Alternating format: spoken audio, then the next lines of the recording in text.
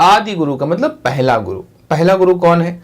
अगर हम तंत्र के हिसाब से लें, आध्यात्म के हिसाब से भी लें, तो भी भगवान शिव को आदि गुरु की संज्ञा दी जाती है।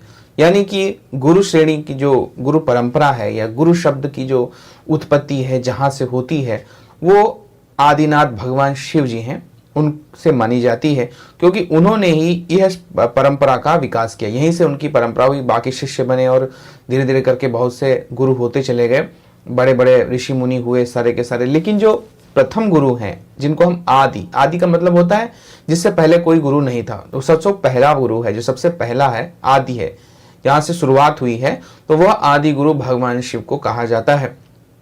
भगवान सदाशिव आदि गुरु माने जाते हैं। तंत्र मंत्र या गुरु परंपरा का जो मार्ग है, ये सब निर्माण जो किया गया है, ये भगवान शिव के द्वारा किया गया है और इन्हीं के द्वारा ही इस ब्रह्मांड में लाया गया है। इसलिए उनको ही हम आदि गुरु के नाम से जानते हैं, और कोई आदि गुरु नहीं है। आदि गुरु सिर्फ और सिर्फ वही है।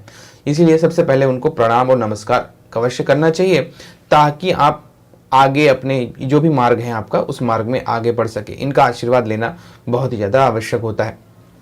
आदि गुरु भगवान शिव जो है वो मूल तत्व का वर्गीकरण करते हैं। और आप भी देखिए, जब कुंडलिनी तंत्र में आप पढ़ते हैं तो आपको भगवान शिव ही जो है लास्ट में दिखाई देते हैं, पराशक्ति के साथ में बैठे हुए।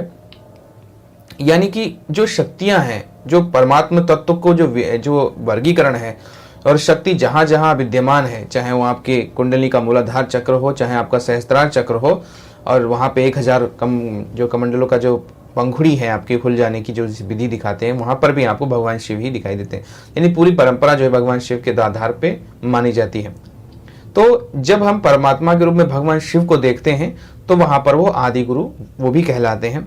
अब जो लोग भगवान शिव को नहीं मानते, परमात्मा को मानते हैं, वो उनके लिए भी वही बात है, लेकिन जो मूल तत्व है वहां से वर्गीकरण होता है। स्वरूप का वर्गीकरण अलग अलग हो सकता है।